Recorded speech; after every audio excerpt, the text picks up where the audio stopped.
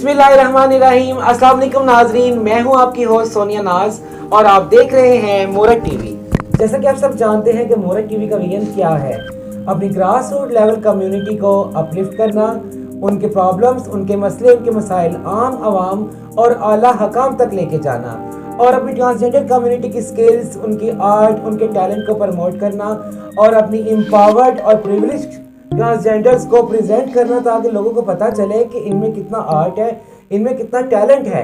सो इसी विजन को मद्देनजर रखते हुए आज एक बार फिर हम हाजिर हुए हैं और आज हम आपसे मिलवाने जा रहे हैं एक बासलाहियत, एक बाहिम्मत जो किसी तारुफ की मोहताज नहीं। ये उन चंद अवलीन ख्वाजसराओं में से हैं जिन्होंने ख्वाजसरा हकूक़ की बुनियाद रखी।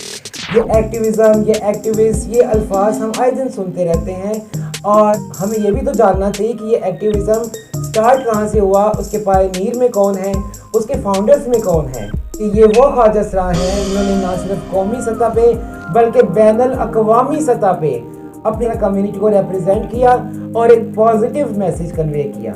तो आइए मिलते हैं नीली राना जी से। अस्सलाम वालेकुम। वालेकुम अस्सलाम। सोनिया, आप कैसी? मैं ठीक हूँ, अल्लाह का शुक्र। आप कैसी हैं? मैं बिल्कुल ठीक ठाक, आपके सामने ही हूँ। अच्छा, सबसे पहले तो बहुत बहुत शुक्रिया, thank you so much, bundle of thanks.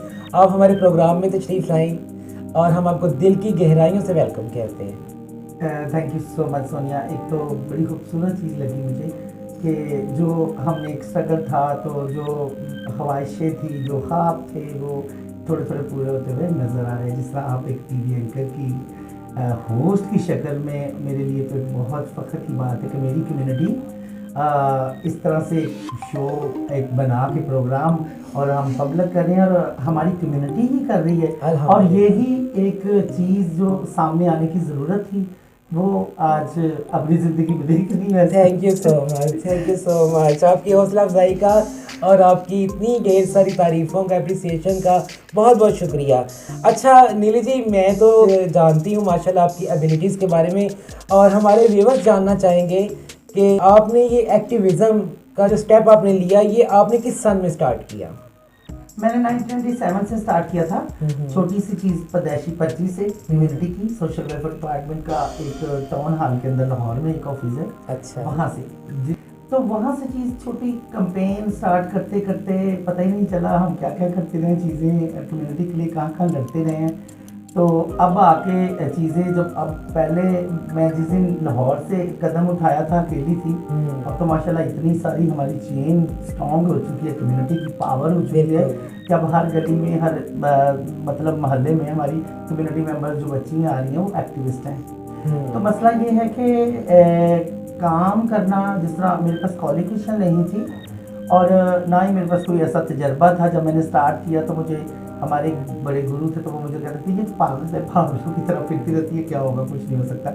मगर मैं चुप करके उस टाइम सुनती थी। मगर वही आज जब प्यार से अप्रिशिएट करते हैं तो खुशी भी होती है। और ये आपका बड़ा प्लस पॉइंट है कि आप क्वालिफाइड भी नहीं थी और क्वालिफिकेशन भी नहीं थी उस और कोई एक्सपीरियंस भी नहीं था, उसके बावजूद माशाल्लाह से आपने मेरे ख्याल में पाको हिंद में इतना नाम बनाया है।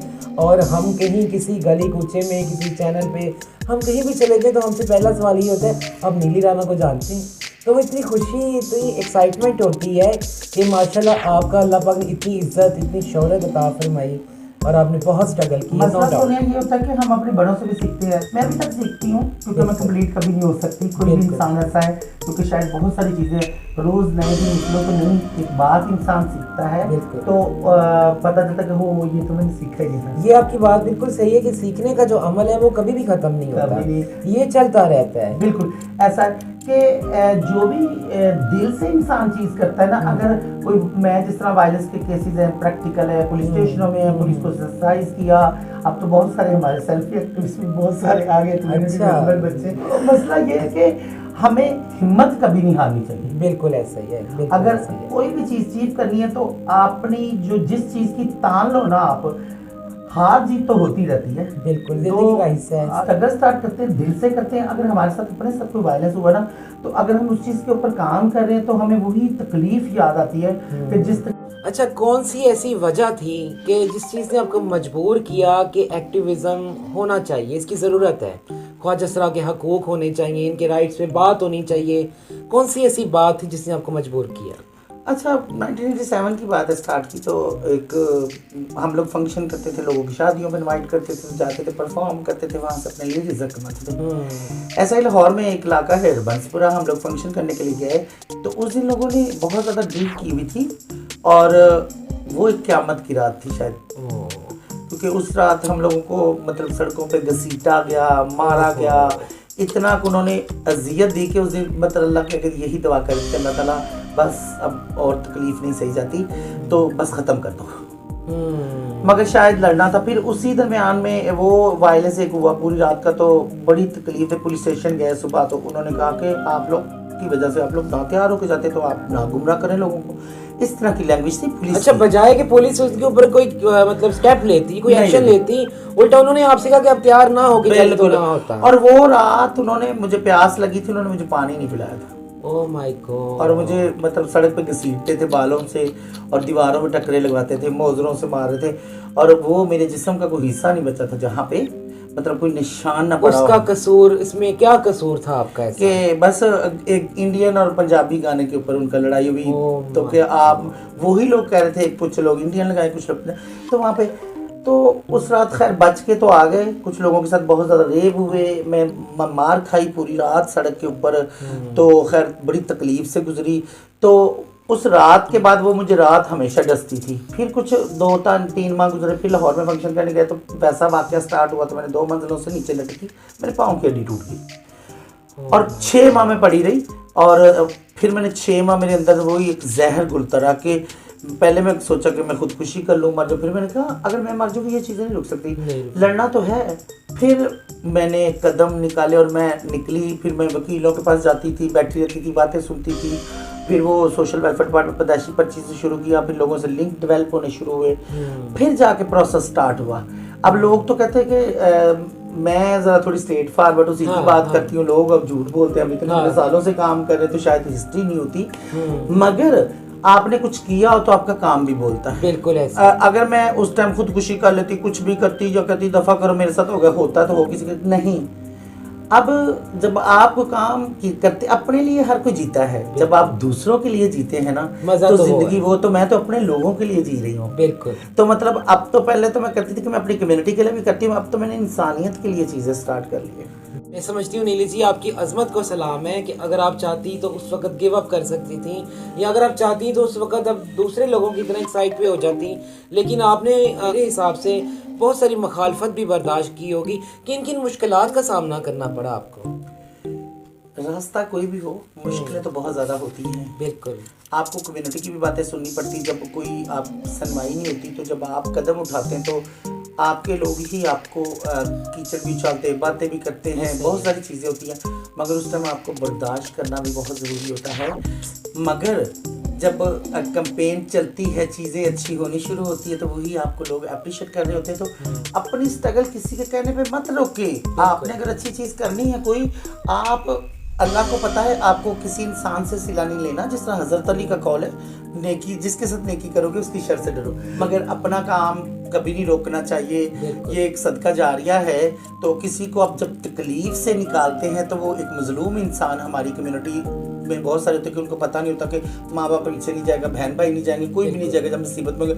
तो जब मुसीबत में हम किसी को जाके वहाँ से छुड़वाते हैं ना, किसी मुसीबत में, तो जब उसकी वो हक करने की फीलिंग्स होती है ना उस वक्त, और उसका मेरे ख्याल में हम उसकी जो खुशी होती है, उसकी जो मुसरत और उसकी जो तस्कीन होती है ना, उसका हम लोग अंदाज़ा नहीं लगा सकते हैं। उसी अपनी एक खुशी ढूंढने के लिए इंसान कुछ ना कुछ कर रहा था। अच्छा, आपको पता है कि मैं भी एक चीज़ कहती होती हूँ कि ये भी एक नशा है, यू नो, बड़ा मज़ा आता है, आपको बड़ा सुकून मिलता है, आप किसी की हेल्प करो, आप किसी के काम आइए। बिल्कुल।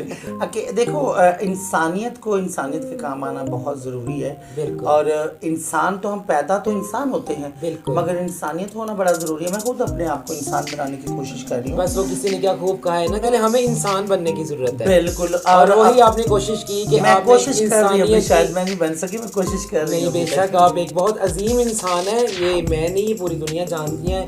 देखिए आप इतना बेलॉस इतना वॉलंटियरली काम कर रही हैं कम्युनिटी के लिए, और मैं खुद इस चीज़ की गवाह हूँ। आधी रात को भी इनको कोई फ़ोन करे 2:30 बजे 3 बजे 4 बजे ये फ़ौरन पहुँचती हैं बगैर ये सोचे समझे कि इस बाहर सर्दी है बाहर गर्मी है, और आजकल के दौर में कोई ऐसा नहीं करता, बहुत कम लोग हैं ऐसी दुनिया अपनी में। सोच होती है। कभी मेरे ऊपर वक्त था तो हम लोग सोचते थे कि मतलब कहीं मसला हो गया, पुलिस का हम पकड़ी जाएंगी तो हमें छिड़वाने कौन आएगा। उस टाइम हम लोग अपने ताले घरों के बाहर से लगवा के, जब मतलब उस टाइम की बात है, तो सोचती थी कि शायद गुंडे मवाली आके कोई रेप ना करे, कोई हमें मारे ना, पैसे ना छीने, या कोई ऐसी एक्टिविटी हो जिससे हमें डर लगता था। तो फिर डर तो उतारना पड़ता ना एक दिन, बिल्कुल बेखौफ होना पड़ता है, बेखौफ होना पड़ता है। बिल्कुल। अब देखिए कितना ज्यादा पहले पुलिस स्टेशन हम लोग जाते थे तो रास्ते में से कुछ पुलिस ही रास्ते में रोक के कितना ज्यादा वायलेंस करती थी। अब वही चीज इतनी बेहतर हो गई है, जिस तरह कानून साजी हमने वफाक सतह पे कानून हमारा लॉ बन गया 2018 में। 2018 में अब काफी पेश बिल्कुल 2018 में जो हमने बिल पेश किया था, ट्रांसजेंडर प्रोटेक्शन बिल, हम लोगों ने सेनेट में, तो उसका हिस्सा मैं भी थी, छोटा सा बिल्कुल बेशक थी, हमने खुद देखा है। तो अभी भी जिस तरह मतलब सूबाई सतह पे लॉ बन रहा है, तो उसका भी हम लोग सारे कोशिश कर रहे हैं कि दूसरे लोगों को जोड़े। जिस तरह मेरा गदार फाउंडेशन, उसकी भी एक हिस्ट्री है। तो मैं रूह खालदा जो है ना वॉलंटियर काम करती है। रूह खालदा जो है ना उसके पास कोई फंडिंग नहीं है, कोई स्टाफ नहीं है, कोई कुछ नहीं है। रूह खालदा बस एक वॉलंटियर अदारा है जो कम्युनिटी के साथ मिलकर चलता है और कम्युनिटी की हेल्प करता है कि कोई उससे रिश्वत पुलिस में पैसे ना ले, उनसे कोई ऐसा वायलेंस ना उनके साथ नजायज हो। हाँ, क्राइम तो क्राइम है, अगर कोई चोर है वो चोरी करेगा तो उसके लिए तो एक चोरी की सजा है। अगर मेरी कम्युनिटी भी है तो अगर कोई वो उनके ऊपर उन्होंने एक चोरी की है, उन पे भी वो कानून लागू होता है, लागू है। रूल्स को फॉलो करना और लॉ को देखना बड़ा जरूरी है, बहुत जरूरी। तो हम लोगों को इन चीज़ों को भी फॉलो रखना चाहिए कि अब हम कहें कि हमारी कम्युनिटी मेंबर उसने कोई क्राइम किया, नहीं नहीं वो तो मासूम नहीं। अगर किसी ने क्राइम किया तो मैं उस चीज़ के लिए हूँ कि ठीक है, पहले तो उनको समझाना चाहिए, लॉ के बारे में पता होना चाहिए ज़रूरी चीज़ों के बारे में कि हम लोग ये क्राइम में आता है, ये क्राइम में नहीं। बिल्कुल। अगर हमारे साथ कोई जाती करता है तो इसका मतलब अगर हम लोग जुल्म सह रहे हो रहे तो हमसे बड़ा भी जालिम कोई नहीं है। बिल्कुल, वो तो मेरे ख्याल में हदीस पाक में भी जुल्म है। बिल्कुल, जुल्म को सहना भी जुल्म है, ये गुनाह है, गुनाह है। हाँ। तो इसीलिए मेरा मतलब अपनी कम्युनिटी को भी, दूसरे लोगों को भी, बच्चों को, लड़कियों को, लड़कों को, कि मतलब आप अपने राइट के लिए लड़ें, खामोशी ना इख्तियार करें। अगर हम खामोश कहीं हो जाते हैं तो वो फिर हम अपने साथ जाती खुद ही करवाते हैं। ठीक है, अगर जहाँ पे आप रॉन्ग है, आप बड़ा है आपके पास, तो आपको गलती करे तो उसकी सॉरी भी कर सकते हैं हम लोग। अगर हम राइट पे तो हम उनसे बड़े प्यार से बात करके उनको अच्छे तरीके से गाइड कर सकते हैं कि ये वाली चीज़ इस तरह नहीं, आप किसी और से भी पूछ सकते हैं। मगर बड़ों की इज्जत करना, इज्जत देना, अगर हम किसी को इज्जत देंगे तो हमें भी। देखिए नीली जी, मैं ये चीज़ समझती हूँ, मैंने भी कुछ लोगों से ये बात सुनी है, आम जनरल पब्लिक में भी है, कम्युनिटी में भी, कि भाई what is senior, what is junior, लेकिन नहीं, ऐसा नहीं है। कहते हैं बाअदब बामुराद और बेअदब बेमुराद। अगर आप बड़ों की इज्जत नहीं करेंगे ना तो बड़े भी आपको कभी, छोटों को कभी शफकत का हाथ ही सर पे रखेंगे। देखिए हमारी कम्युनिटी का कल्चर है, कल्चरल सिस्टम है हमारा, जैसा गुरु चेला सिस्टम है, बड़ा स्ट्रॉन्ग सिस्टम है, और ये एक हमारा मतलब छतरी है। एंड आई लव दैट, ठीक मुझे है, बहुत बिल्कुल। पसंद है। अगर हमारा कल्चर मैंने यूरोप में देखा, अमेरिका में देखा, मतलब बहुत सारी कंट्रीज में, जर्मनी में, मतलब ऑस्ट्रिया में, जहाँ जहाँ मैं जिन मुल्कों में गई तो मैंने देखा वहाँ पे ये मजबूती नहीं है। अगर जिस तरह पाकिस्तान का हमारा वायलेंस होते थे हमारी कम्युनिटी के ऊपर, अगर गुरु चेला सिस्टम ना होता तो शेल्टन है ना, शेल्टर ना होता तो शायद हमारे साथ हमें कुछ सड़क पे मार के फेंक देता, हमारे बहुत ज्यादा रेप होने शुरू होते। गुरु चेला सिस्टम हमें शेल्टर प्रोवाइड करता है, ये हमारी पहचान है। बिल्कुल, मगर वहाँ पे भी रिश्ते, अगर हम गुरु चेला में जाते हैं तो हमारा माँ बाप जैसा रिश्ता बनता है। और देखो अगर हम किसी को मतलब अपनी प्यार नहीं करते या अगर उनको इज्जत या माँ बाप नहीं बनाते तो शायद दूसरे लोग उस तरह से रैड नहीं करेंगे जिस तरह अपने बच्चों को लोग करते हैं। हम लोग भी तो सिखाते हैं, सीखते भी हैं, अपने गुरु से सीखते हैं और अपने चेलों को सिखाते हैं। बिल्कुल ऐसे। अच्छा, अभी आपकी बात से बात मुझे याद आई, आपने भी कहा कि आप काफ़ी मुल्कों में गई, तो माशाल्लाह से बैनुल अक़वामी सतह पे भी आपने कम्युनिटी को रिप्रेजेंट किया है, तो आपने बाहर के कल्चर में यहाँ के कल्चर में क्या फ़र्क पाया? देखो उनका गुरु चेला सिस्टम नहीं है। मैंने कुछ लोगों से पूछा कि मुझे कम्युनिटी डेनमार्क में नज़र क्यों नहीं, जब मैंने पहली दफ़ा गई तो मैंने सवाल किया उनसे, तो उन्होंने कहा यहाँ हर किसी की अपनी ज़िंदगी है, मगर मैंने जब पूछा तो उन्होंने कहा नहीं, हमें कोई वो ज़रूरत नहीं है। मगर यहाँ पे भी वायलेंस 2016 में अमेरिका में थी, येल यूनिवर्सिटी ने जब बुलाया तो वहाँ पे उन दिनों में तकरीबन 16 लोगों के मर्डर हुए ट्रांसजेंडर के, अमेरिका में। Oh my God. वो वजह उसकी क्या थी कि वहाँ पे कलर का मसला था। अच्छा, वहाँ पे वाइट और ब्लैक। अच्छा, और अच्छा, उनके कलर की वजह से मर्डर हुए। और मैंने कहा वो हमारी कम्युनिटी के साथ जाती हर जगह पे ही होती है, हर जगह पे ही होती है। बिल्कुल देखो ऐसा कि ही है। एक अमेरिका सुपर पावर और वहाँ पे इंसानों के मर्डर होना, तो मतलब वो भी ट्रांसजेंडर इंसानियत के। की तौहीन तजलील है ना, ये भी तो इंसानियत तो की तस्लील फिर मैंने कहा कि लड़ने की जरूरत हर जगह पे। हर जगह पे। मगर वहाँ पे ये है कि हमारे चेन है, हम लोग की कम्युनिटी का कुछ ज़्यादा सिस्टम है, किसी को तकलीफ होती है हम लोग सारी इकट्ठी हो जाती है, किसी को कॉल करके कि ये मसला हो गया तो सब लोग इकट्ठे होते हैं, क्योंकि ये मजबूती हमारे सिस्टम की है। और सिस्टम हमारा बड़ा खूबसूरत है, अगर ये ना होता तो पता नहीं हमारे साथ क्या और बहुत कुछ होता। लोग जिस तरह एक ही नज़र से देखते हैं, कभी ये नहीं देखते हमारे गुरु हज भी करते हैं, बेशक 5 टाइम नमाज भी पढ़ते हैं, उम्रा पे भी जाते हैं, उम्रा पे भी जाते हैं। और मेरा ख्याल है कि हम लोग तो रिक्वेस्ट कर सकते हैं दूसरे लोगों से कि कम्युनिटी को एक्सेप्ट करें। खुदा ना कोई टाइबू तो नहीं है, कोई ऐसी चीज़ तो नहीं है। देखिए एज अ ह्यूमन कि हम लोग एक दूसरे को इज्जत देते हैं, हम लोग तो सबको देते हैं। अगर हमारे गुरु हैं, कुछ इलाकों में रहते हैं, वो बधाइयाँ लेने जाते हैं, बच्चे पैदा होते हैं, दवाएं देते हैं। अच्छा, वो भी एक्टिविज्म की एक शक्ल है। वो मैं हमेशा यही बात करती हूँ कि एक्टिविज्म जो स्टार्ट है ना वो बदाई कल्चर से, बदाई कल्चर से, क्योंकि वो गली गली कूचे कूचे में जाके उन्होंने ये जो टोली कल्चर है, मैं भी यही बात कहती हूँ कि असल एक्टिविज्म स्टार्ट ही वहीं से हुआ है। बिल्कुल, मगर वो अपने अपने इलाकों में उन्होंने किया, मगर हम लोगों ने नेशनल लेवल पे ले गए। हम लोगों ने मतलब सोचा कि हम अपने मुल्क में या बाहर अपनी कम्युनिटी को प्रेजेंट करें।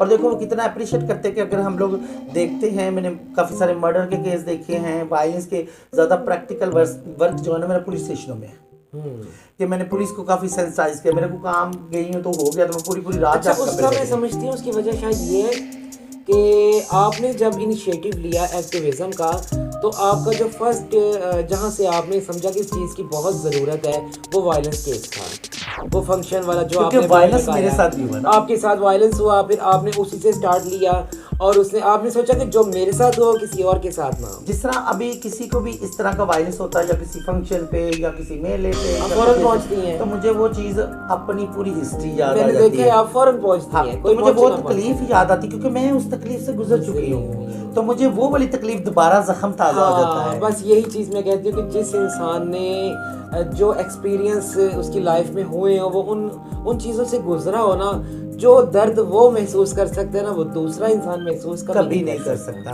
क्योंकि फिर जो ख्वाहिशें थी, अब देखिए हमारी कम्युनिटी मेंबर्स जॉब कर रही हैं, मतलब चले कतरा ही सही समंदर में, कतरे से भी कम, मगर चीज़ें बदल रही हैं। क्योंकि जितनी देर आप कोशिश नहीं करते हम लोग, उतनी देर शायद चीज़ें वैसे ही रहती। आपकी ज़िंदगी में कब ऐसा लम्हा आया जब आपने महसूस किया कि अब जो एक मैं एक मिशन लेके चली थी, अब वो मुझे पूरा होता हुआ नजर आ रहा है?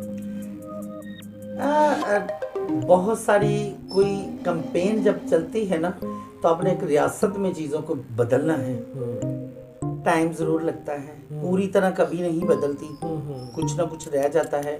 अभी तक वो चीज़ नहीं, कैंपेन चल चुकी है, तेज़ हो चुकी है, स्पीड। मतलब कोई एक ऐसा लम्हा तो आया होगा ना जब आपको बड़ी खुशी, जब लॉ बना था ना, तो एकदम पता चला, तो मुझे बाहर से लोगों ने कॉल किया और मुल्क से बाहर से लोगों ने अप्रिशिएट किया। तो मसला ये है कि हमें हिम्मत कभी नहीं हारनी चाहिए। बिल्कुल ऐसा ही है।